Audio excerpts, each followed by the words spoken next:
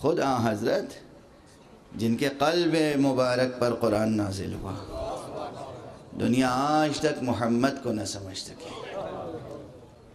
دنیا تو دنیا ہے، مسلمان آج تک پیغمبر کو نہ سمجھ سکے، مسلمان آج تک حضرت مصطفیٰ صلی اللہ علیہ وآلہ وسلم وہ نہیں سمجھ سکے۔ اور سمجھتے کیسے سمجھتے؟ حضرت کو سمجھنے کے لیے ذرا رخ آج اب زبان پہ جو جملے آ رہے ہیں وہ ادا کر رہا ہوں۔ کیسے سمجھتے؟ قرآن کیسے سمجھتے؟ حضور کو کیسے سمجھتے؟ شان معلوم ہے حضور کے ساتھ رہنے والوں کی؟ آپ تاریخ میں جو بھی لکھیے، دل جگر تھام کے بیٹھیے گا اور غور سے سنیے گا۔ ہم کہاں سے علم قرآن حاصل کریں؟ ہم کس سے پوچھیں کہ آیات قرآنیہ کے معانی کیا ہیں؟ یعنی حیرت کی بات ہے۔ یہی ٹھہر کے میں عرض کروں، آپ کے ملک کے ایک عظیم الشان مفسر، میں ان کا احترام کرتا ہوں، انہوں نے بہت زبردست تفسیر لکھی، بہت عمدہ خوبصورت ترجمہ کیا۔ اس میں جو قابل ملاحظہ چیزیں ہیں، جو تحفظات ہیں میرے، وہ اپنی جگہ، لیکن بحیثیت مجموعی اردو اچھی لکھی، سلیقے کی لکھی، نوک پلک سے درست لکھی، ترجمہ اچھا کیا، تفسیر اچھی لکھنے کی کوشش کی، اور بہت سے جوانوں کو بہت سے مطالب اچھے اس تفسیر سے ملے۔ لیکن انہوں نے اپنی تفسیر کے مقدمے میں یہ بحث قائم کی کہ قرآن مجید کتاب ہے، اور اگر یہ کتاب ہے تو ہر کتاب کا ایک موضوع ہوتا ہے، اور اگر یہ کتاب ہے تو اس کا بھی کوئی موضوع ہوگا، تو وہ موضوع کیا ہے؟ آپ سوچئے 1400 برس گزر گئے، مسلمان کو یہ خبر نہیں ہے کہ قرآن کا موضوع کیا ہے۔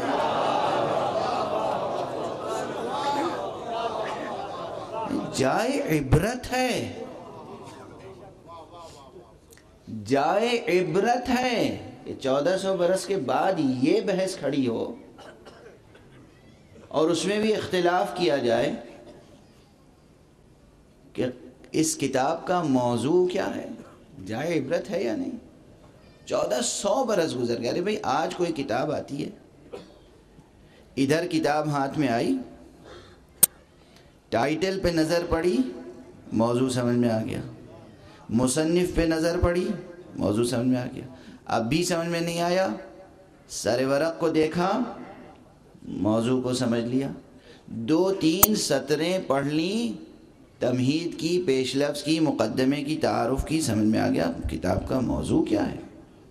یہ مسلمان قرآن مجید کو رٹتا رہا، دہراتا رہا، اور ایک رات میں قرآن ختم کرتا رہا، 2 پاؤں پہ کھڑا ہو کے قرآن ختم کرتا رہا، ترجمے کرتا رہا، تفسیریں لکھتا رہا، 1400 برس گزر گئے۔ اور پھر سوال یہ ہے کہ اگر یہ کتاب ہے تو اس کا موضوع کوئی ہونا چاہیے، اور اگر موضوع ہونا چاہیے تو وہ موضوع کیا ہے؟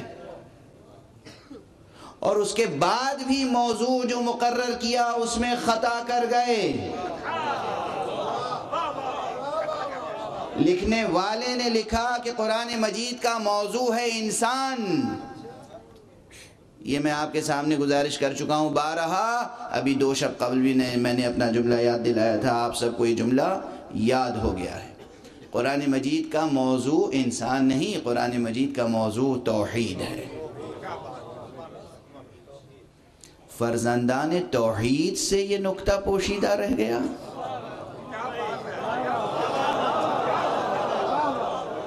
فرزندان توحید سے یہ نکتہ پوشیدہ رہ گیا کہ قرآن مجید کا اصل موضوع توحید ہے۔ جائے عبرت ہے یا نہیں؟ کیوں یہ نکتہ پوشیدہ رہ گیا؟ اس لیے کہ قرآن مجید لیا کس سے، سنا کس سے، اس کی تفسیر کس سے پوچھی، اس کا ترجمہ کن لوگوں نے کیا؟ ان لوگوں نے جن کی کیفیت یہ تھی۔ سب سے زیادہ توجہ کہاں ہوتی ہے انسان کی؟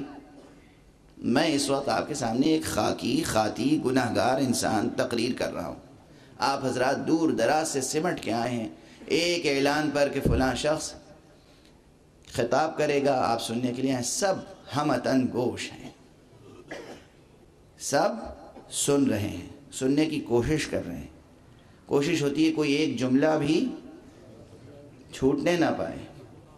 میرے پاس بعد میں سوالات آتے ہیں، کوئی لفظ سمجھ میں نہیں آیا، کوئی بحث سمجھ میں نہیں آئی، کوئی نقطہ سمجھ میں نہیں آیا، سوالات آتے ہیں تو میرے ہی پاس آتے ہیں۔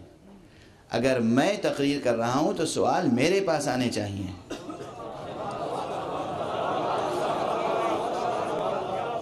واضح ہے؟ اگر میں تقریر کر رہا ہوں سوال میرے پاس آنے چاہیے، جو آتے ہیں۔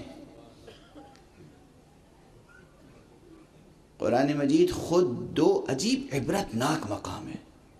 میں کوئی تاریخ کوٹ نہیں کر رہا ہوں، میں کسی کی دل آزاری نہیں کر رہا ہوں، میں کسی کے جذبات کو برانگیختہ نہیں کر رہا ہوں، میں کوئی حدیث نہیں سنا رہا ہوں ضعیف السند جس کی سند کمزور ہو۔ میں قرآن مجید کے دو مقامات کی طرف اشارہ کر رہا ہوں۔ قرآن مجید کے دو مقامات۔ قرآن مجید کی تلاوت سب سے زیادہ تاکید کے ساتھ واجب ہے کہاں؟ ایک ہی جگہ تو واجب ہے، نماز میں۔ اس کے علاوہ قرآن مجید کی تلاوت مستحب ہے، محبوب ہے، پسندیدہ ہے، تاکید ہے اس پر، اصرار ہے، لیکن ہے مستحب۔ واجب کہاں ہے؟ نماز میں۔ نماز میں قرآن مجید کی تلاوت واجب ہے، اور جب عام پیش نماز تلاوت کر رہا ہو تو مأمومین کو حکم ہے کہ وہ خاموش ہو کر سنیں، اور جب رسول حق تلاوت کر رہا ہو،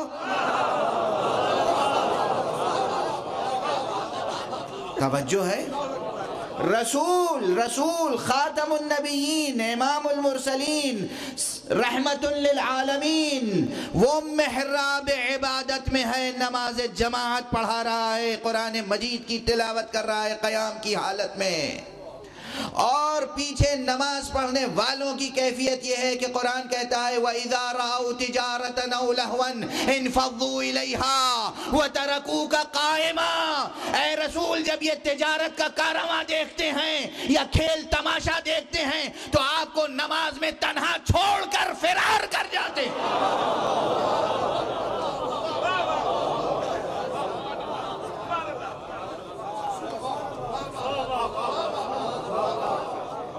اللہ اکبر، اللہ اکبر، اللہ اکبر۔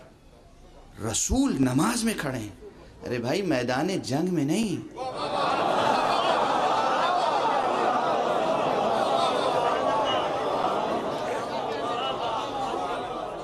میدان جنگ سے فرار تو سمجھ میں آتا ہے جان کے لالے پڑے ہوتے ہیں۔ مسجد سے، نماز سے، رسول حق کو قیام کی حالت میں چھوڑ کر،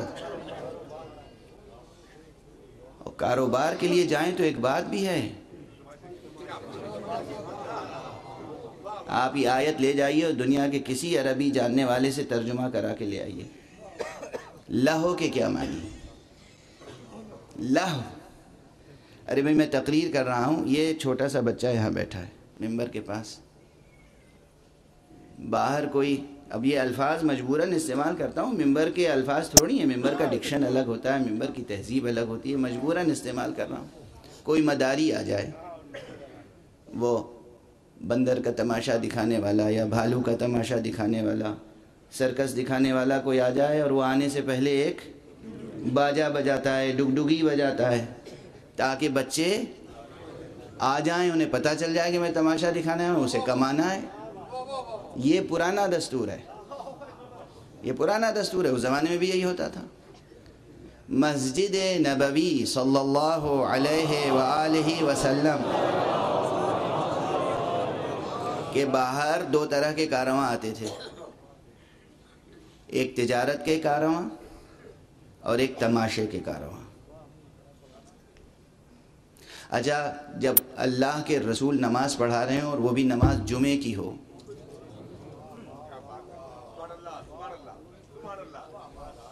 میں بس دست ادب جوڑ کے کوئی میں آپ سے کہہ چکا کوئی تاریخ نہیں، کوئی تاریخ نہیں کہ آپ کہیے مورخ جھوٹا ہے، کوئی حدیث نہیں کہ آپ کہہ دیجیے یہ حدیث ضعیف ہے۔ قرآن ہے، قرآن پڑھوں کہ نہ پڑھوں،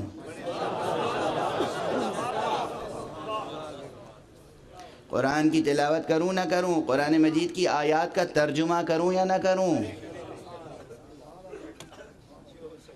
قرآن ہے اور وہ نقل کر رہا ہے مدینے کے واقعات، ابتدائے اسلام نہیں ہے۔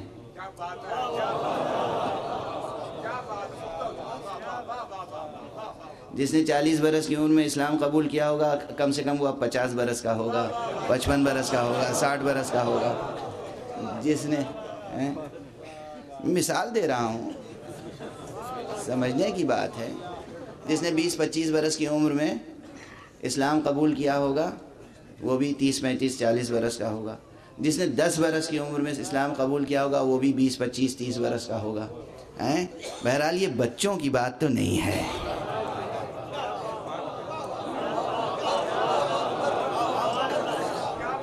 یہ بچوں کی بات تو نہیں ہے۔ اچھا وہ بھی بات کہہ کون رہا ہے اور کہاں نازل کر رہا ہے؟ قرآن مجید میں۔ اللہ اکبر، قرآن مجید میں کون نازل کر رہا ہے؟ حق سبحانہ و تعالی۔ حق سبحانہ و تعالی کا انداز معلوم ہے؟ میں آپ کو ایک روایت ذکر کر دوں، اب اس وقت بھائی یہی مضامین آ رہے ہیں ذہن میں تو میں کیا کروں؟ حالانکہ یہ تمہید ہے، بلکہ تمہید ہے۔ حضرت مولا امیر المومنین علی ابن ابی طالب علیہ السلام کے سامنے ایک سارق لایا گیا، چور۔ حضرت نے اس سے پوچھا کہ تو نے کیوں یہ گناہ کیا؟ حضرت امام رؤوف تھے، رحم دل امام تھے، کوشش کرتے تھے کہ جہاں تک ممکن ہو گناہگاروں کو معاف فرمائیں۔ اصلاً اللہ سبحانہ و تعالیٰ کی حکمت یہی ہے، اس کی رحمت کے تقاضے یہی ہیں کہ جہاں تک ممکن ہو گناہگاروں کے گناہوں پہ پردے ڈالے جائیں۔ وہ غفار الذنوب ہے، غافر بھی ہے، غفار بھی ہے، وہ ستار العیوب ہے، وہ کفار الذنوب ہے۔ اللہ اکبر۔ وہ گناہوں کو پہ پردہ ڈالتا ہے، گناہوں کو مٹا دیتا ہے۔ ایسا کریم ہے، ایسا کریم ہے۔ اس نے نظام کائنات ایسا بنایا ہے کہ چھوٹے موٹے گناہ انسان کریں تو خود بخود ان کے اثرات مٹ جائیں۔ رحمت حق، رحمت رب، اور پھر اس نے اپنے رسول کو بھی رحمت عالم بنا کے بھیجا، رحمت عالمین بنا کے بھیجا۔ سمجھ رہے ہیں آپ سب حضرات جہاں تک آواز جا رہی ہے؟ کیسا رب ہے، کیسا رسول ہے، کیسا امام ہے۔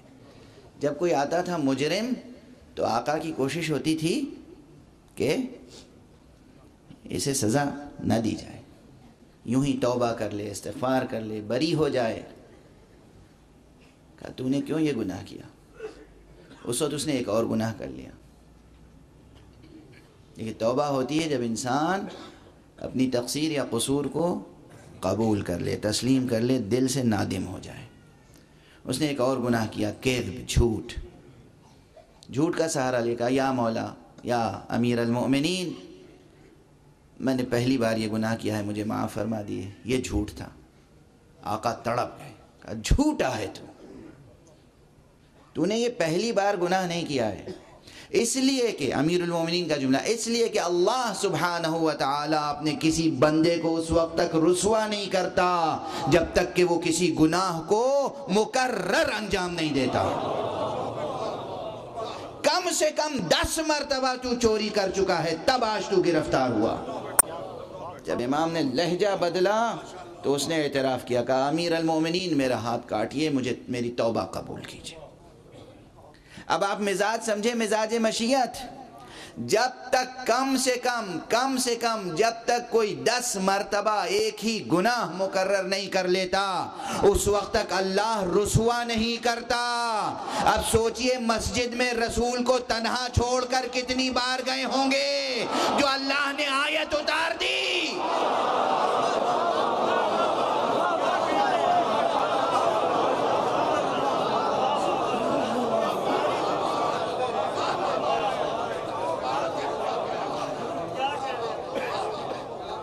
آیت کتنی بار گئے ہوں گے، گویا عادت ہو گئی تھی۔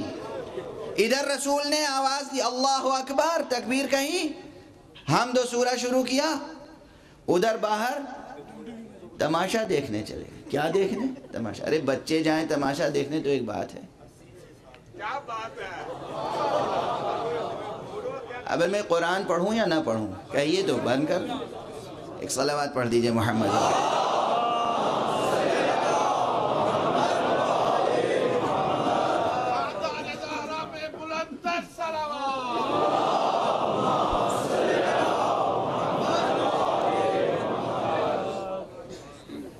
ابھی بات چھڑ گئی ہے، آج لگتا ہے آج پوری تقریر تمہید میں گزر جائے گی، حالانکہ بہت اہم مطالب ابھی پیش نظر ہیں، لیکن یہ کچھ کم اہم تھوڑی ہیں۔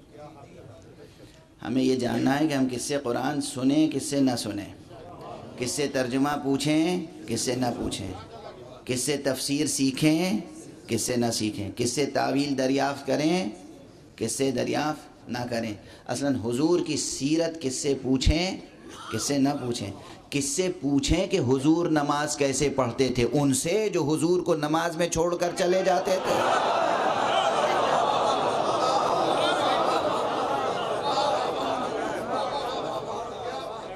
حضور نماز کیسے پڑھتے تھے۔ مجھ سے ایک بچے نے سوال کیا کہ یہ بتائیے کہ آخر مسلمانوں میں یہ اختلاف کیوں ہے کہ نماز کے کئی طریقے ہیں۔ نماز کے کئی طریقے رائج ہو گئے مسلمانوں میں۔ میں کسی ایک مسلک کی بات نہیں کر رہا ہوں، میں تو وہ ایک درد دل ہے جو آپ کے ساتھ شیئر کر رہا ہوں، دل سوزی کے ساتھ۔ دل جلتا ہے، دل تڑپتا ہے، دل کڑھتا ہے اس کیفیت پر مسلمانوں کی کہ نماز میں بھی متحد نہیں ہے۔ ایک غیر مسلم سوال کر سکتا ہے، خود مسلمان بچہ سوال کر سکتا ہے کہ آخر حضور پاک نے اتنے دنوں تک نماز پڑھی، سب مل کے نماز پڑھتے تھے مسجد میں، تو پھر دیکھتے نہیں تھے حضور کیسے نماز پڑھ رہے ہیں؟ کب بلند آواز سے پڑھ رہے ہیں، کب آہستہ پڑھ رہے ہیں، کیا بلند آواز سے پڑھ رہے ہیں، کیا آہستہ سے پڑھ رہے ہیں، کیا انداز ہے، کیا وضع ہے، قیام کیسا ہے، رکوع کیسا ہے، سجود کیسا ہے، پورا سورہ پڑھ رہے ہیں، آدھا سورہ پڑھ رہے ہیں، کیا پڑھ رہے ہیں، کیسے پڑھ رہے ہیں۔ حضور کو سب سنتے نہیں تھے، سمجھتے نہیں تھے۔ اب یقیناً سنتے ہوں گے، یقیناً سمجھتے ہوں گے، مگر یقین کس کا کیا جائے؟ وہ فہرست مرتب کیجئے کہ جو اس آیت سے خارج ہوں۔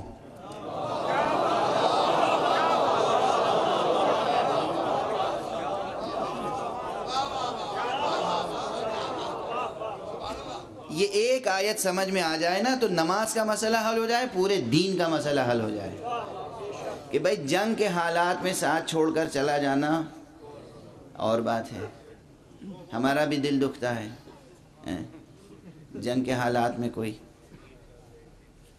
بلا وجہ تہہ تیغ ہو جائے۔ ابھی جنگ کے حالات اب کیا پتا کس کے دل میں نور ایمان ہے، کس کے دل میں نہیں ہے، کون ایمان چھپا کر کفر کا اظہار کر رہا ہے، کون کفر چھپا کر ایمان کا اظہار کر رہا ہے، کون کس کی تیغ سے قتل ہو جائے، وہاں کیا ٹھکانہ ہو اس کا۔ اس لیے میدان جنگ میں تو ہر ایک کے لیے دل کڑھتا ہے ہمارا، لیکن یہ مسجد ہے، قرآن ہے، قرآن سورہ مبارک ہے جمعہ، اس کی آخری آیت وَإِذَا رَأَوْا تِجَارَةً أَوْ لَهْوًا، اور جب یہ دیکھتے ہیں تجارت یا تماشا، انفضوا الیہا، اس کی طرف چلے جاتے ہیں، وَتَرَكُوكَ قَائِمًا، اور آپ کو قیام کی حالت میں چھوڑ کے چلے جاتے ہیں۔ رسول کو چھوڑ رہے ہیں، قیام کی حالت میں چھوڑ رہے ہیں، مسجد میں چھوڑ رہے ہیں، اور حضور قرآن کی تلاوت کر رہے ہیں. جو توجہ سے قرآن نہ سنے، جو توجہ سے حضور کے ساتھ نماز میں قائم نہ رہے، وہ بتائے گا نماز کیسے پڑھتے تھے حضور. وہ بتائے گا کہ قرآن کا ترجمہ کیا ہے، قرآن کی تلاوت کیا ہے، قرآن کی قرأت کیا ہے، قرآن کی تفسیر کیا ہے، قرآن کی تعویل کیا ہے. یہ ایک مقام. دوسرا مقام جب حضور خطبہ دیتے ہیں تو یہ بھی کوئی حدیث نہیں، کوئی تاریخ نہیں. قرآن میں کچھ لوگوں کا تذکرہ ہے کہ جب رسول کی بزم سے نکلتے ہیں تو وہ پوچھتے ہیں ایک دوسرے سے ماذا قال آنفاً، یہ ابھی کیا کہہ رہے تھے. دونوں مقام قرآن کے ہیں نا. جو نہ اللہ کی بات سنے نہ رسول کی، اس سے نہ قرآن لیا جا سکتا ہے نہ حدیث.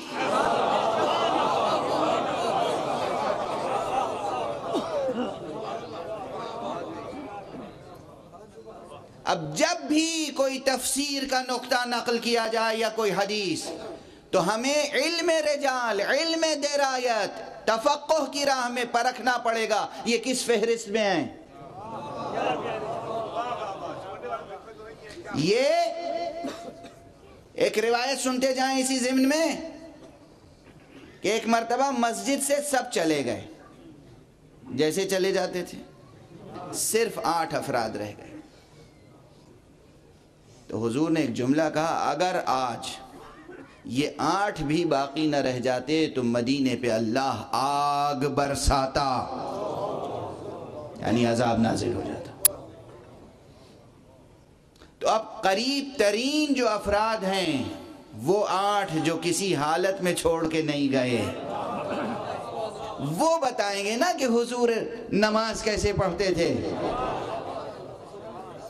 حضور تلاوت کیسے کرتے تھے، حضور بسم اللہ بلند آواز سے تلاوت کرتے تھے یا آہستہ کرتے تھے یا نہیں کرتے تھے.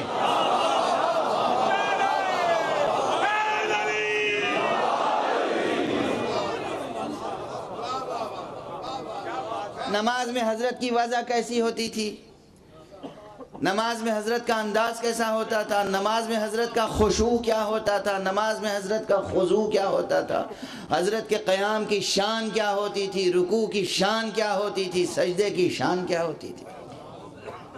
حضرت صلی اللہ علیہ وسلم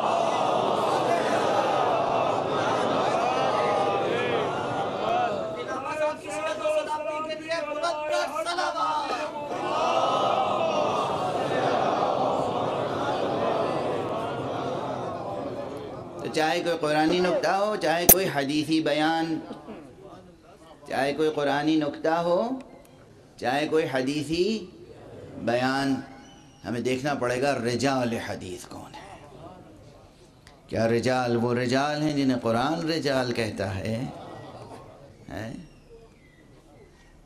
بہرحال یہاں تک صرف ایک بات کہنے کے لیے میں نے زحمت دی تھی اپنے اس بیان کے استدلال میں کہ جب ہم کہتے ہیں کہ قرآن مجید کی آیتیں بے پناہ ہیں، جب ہم کہتے ہیں قرآن مجید کے حروف حرف نہیں کتابیں ہیں، کتاب نہیں دائرۃ المعارف ہیں، جہان معنی، کائنات معنی سمٹی ہوئی ہے ایک ایک حرف میں، ایک ایک جہان معنی سمٹا ہوا ہے ایک ایک حرف میں. تو یہ مبالغہ نہیں ہے. قرآن مجید کلام حق، کلام اللہ سبحانہ و تعالیٰ کے اعجاز کا بیان ہے، سچا بیان ہے، حقیقی بیان ہے. مگر اس بیان کی تصدیق تب ہوگی جب قرآن ان سے سنا جائے جن کے گھر ملائکہ کا آنا جانا تھا، جن کا مکان مختلف الملائکہ، یعنی جہاں ملائکہ آتے جاتے تھے. اور یہ بات کہاں کی ہے، کس کس نے تصدیق کی ہے، کس کس نے تصدیق کی ہے؟ ضبط کیجئے گا، ابھی صرف حوالہ دے رہا ہوں. حضرت امیر المومنین علیہ السلام نے تو فرمایا ہی ہے،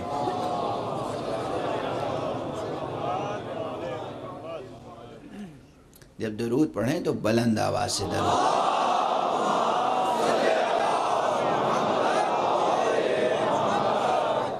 حضرت امام حسین علیہ السلام اور ان کے اصحاب،